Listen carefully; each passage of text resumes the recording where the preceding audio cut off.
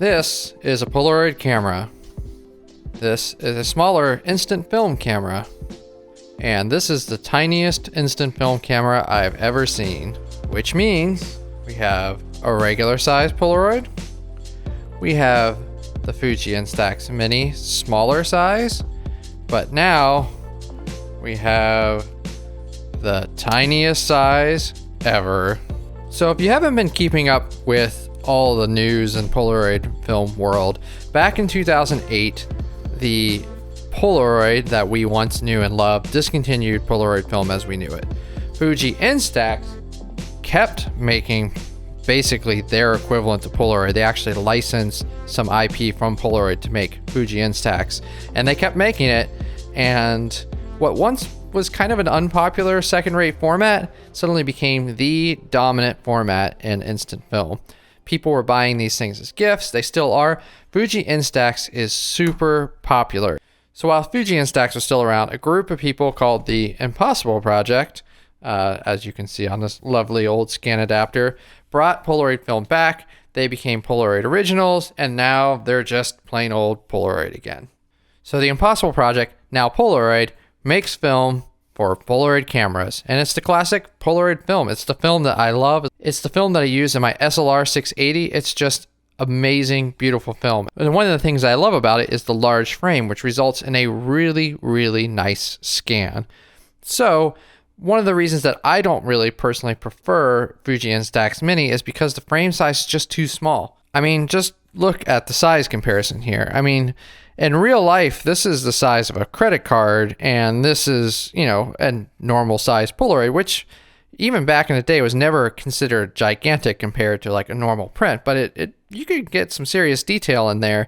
Whereas this is always going to kind of just appear a little soft when you scan it. But it's really fun for parties and events and anything where you just want to have pictures of friends and family and whatever. So, and Fuji Instax is also much cheaper than Polaroid is these days. So Fuji Instax Mini has been just tearing it up, and they've been doing really, really well. So of course, Polaroid wants a little piece of that action. So enter the Polaroid Go. I wasn't terribly excited about this camera, I'll be honest. I have to buy everything I review. I don't get anything free from anybody, despite reviewing and using these cameras for 10 years. Nobody sends me stuff, but that's fine, because you get an unbiased opinion from me. But I wasn't super excited about this because, like I said, I don't, as an artist, when I do photography, I don't really take a whole lot of Fuji Instax Mini pictures. I review the cameras, but I don't personally use it. So I wasn't really excited about this camera because I didn't really have a use for Polaroid, but smaller. But I knew that many people might be interested in this camera, so I sucked it up and I bought it anyways. I'll be honest, when I pulled it out of this box, I was really pleasantly surprised. This is a good looking camera. Now let's compare it to its main competitor, the Instax Mini 11. This is a camera that I highly recommend. I really like it for a lot of reasons. It's easy to use. You just push this out and you shoot it. But this thing is ugly as sin. It's lumpy, like some sort of early 2000s design. It's cheap plastic. As you can see, mine is all scratched up, and I have not used it hard. It's been mostly just sitting in a drawer. And this thing is just so unpleasant looking. Just like a weird wad of plastic. But it's fun to use. It's simple. It's fine. But this thing looks beautiful by comparison, and it's really, really small. I don't think I can really properly convey just how small this camera is.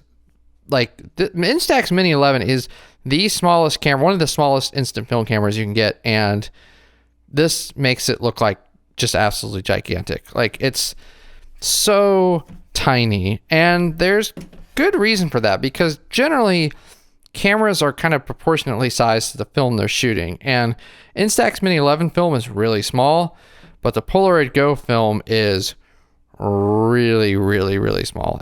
But the size is what kind of makes it really charming. I mean, part of the fun of film cameras and cameras in general, digital included, is it something that makes you want to pick it up and use it? Do you want to find an excuse to go out and shoot this camera? And this camera, I gotta say, like, this is something you want to pick up, you pull it off your shelf, and you want to shoot it. Like, it's such a fun little form factor. Like, this could fit perfectly in a bag or a large coat pocket.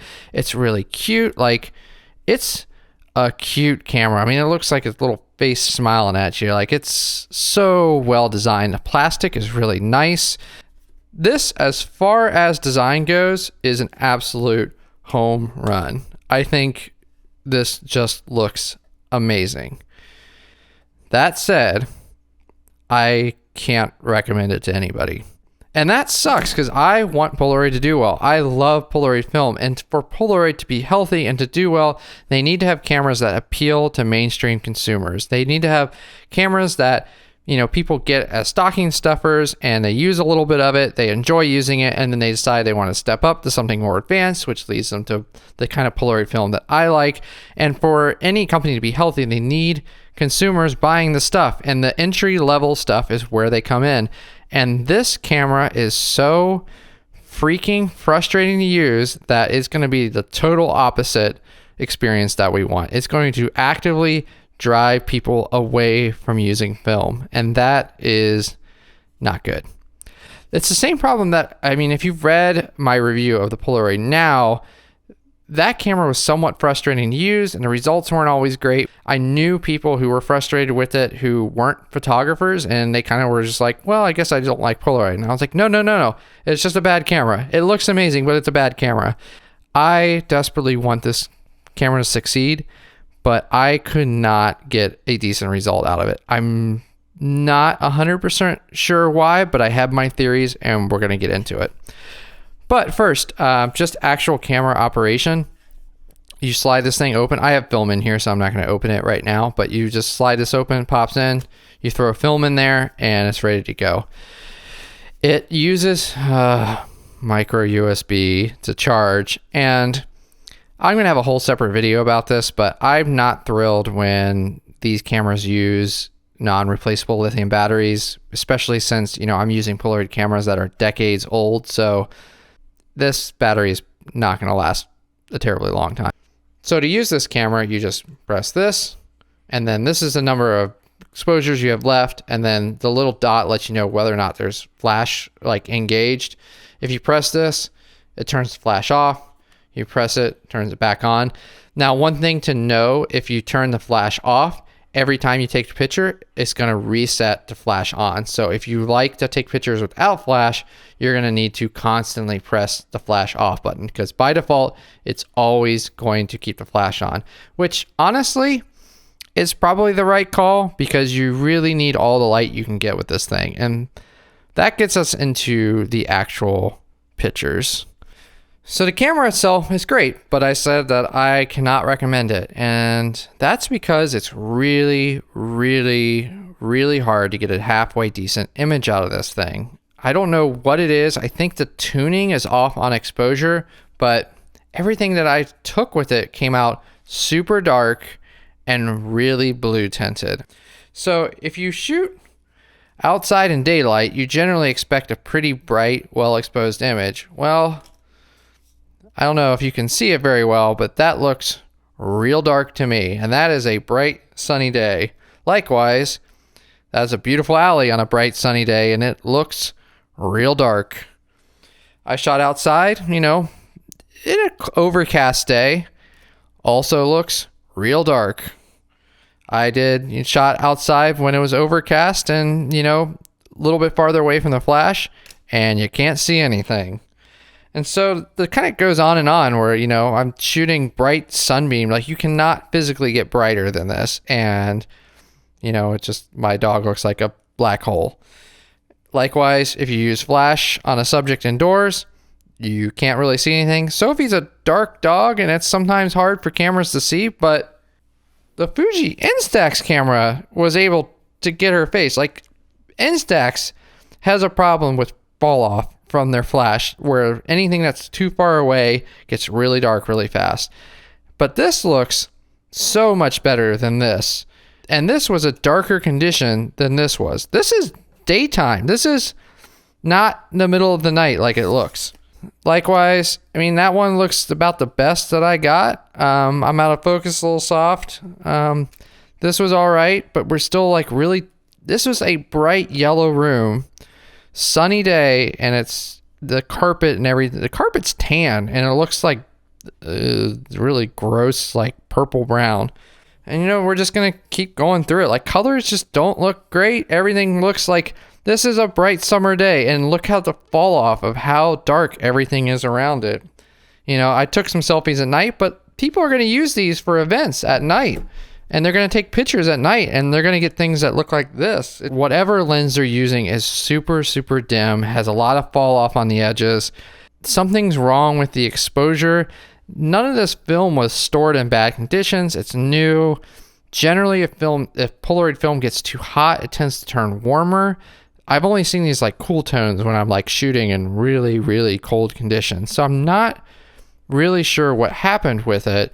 And I really did my best to give it its best shot, but it just exposes terribly. Like, everything just looks really unpleasant. And if you're shooting stuff at a party, you don't want things to look bad. You want people to look like they're having fun and, you know, bright and cheerful.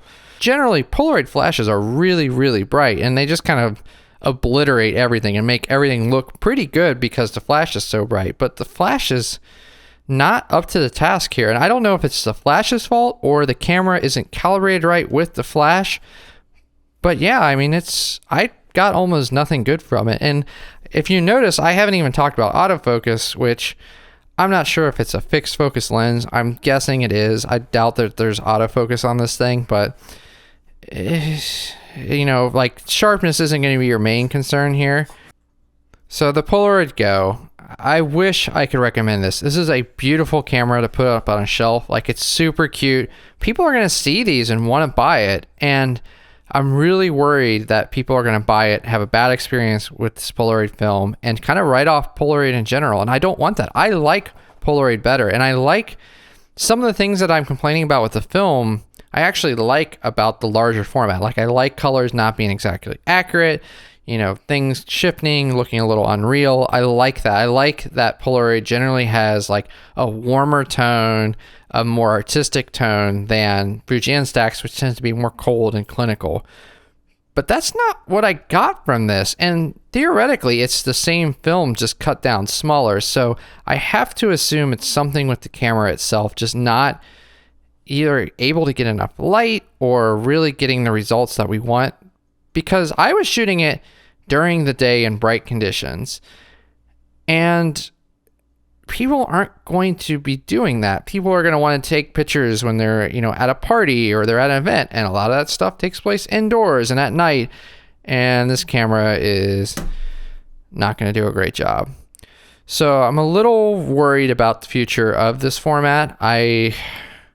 Hoping it doesn't generate too much bad will towards Polaroid. I wish that I could recommend this over this, because this is a way more fun looking camera. It's a way more like simple interface. Like, even this is way better than Instax used to be, but you still have to press this wonky thing and pull this out when you want to do it in a selfie mode, and it's just, you know, whatever. It is what it is. But the images are still so much better coming out of this, and I don't even think that Instax is that great to begin with. So that just kind of shows you how bad this thing dropped the ball. And I really, like I said, I don't understand. Maybe I got a bad unit, but this is what I got. You know, like, I ordered one of these and this is what I got.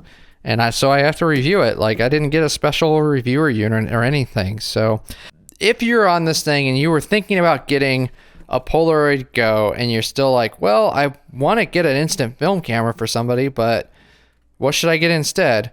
Well, first, if you really just want to have like a camera that someone can take instant film pictures, the film is cheap, price is a concern. Instax Mini, you really can't go wrong. It's just a workhorse. It does what it needs to do, and the Mini 11, the newest version of it, is much better than previous versions. Yeah, it's kind of, you know, if you don't care about aesthetics, it does the job. Now, if you want real Polaroid experience, but you don't want to spend a lot of money, the vintage one-step close-up. This is one of like many fixed focus 600 type vintage cameras. They were super cheap back in the day. They're still pretty cheap now. You can find them at, eBay or stores like Retrospect, or even like Polaroid's own website sometimes sells these things still. But this camera, super cheap, and you're going to get awesome results from it. Now the film is more expensive, but I think it's well worth it. So I'm going to do a whole review on this camera soon, but if you're just dipping your toe into it, you can't go wrong with these things. They're great. So yeah, that's my review of the Polaroid Go. I really wish I could recommend this thing. Like, I can't emphasize how good the design of this is, and it really just makes it more heartbreaking that it just wasn't quite up to the task. So if you want to get a fun present, get a regular size Polaroid camera or get Fuji Instax if price is a big concern. You want the cheapest film possible. But yeah, I would stay away from the Go for now. Maybe the next version of it will be better, but yeah, who knows. All right, well, happy shooting.